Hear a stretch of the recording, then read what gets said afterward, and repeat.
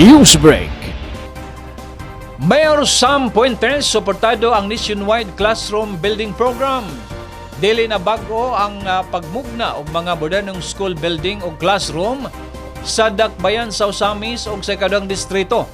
Gumikan kay mas daghan ang mga school building o classroom ang napabarog sa Osamis og sa kadang distrito. Ilalom sa liderato ni Governor Henry S. Waminal, isip former 2nd District Representative og wala usay paglubad nga napadayon sa incumbency karon ni Congressman Ando Waminal.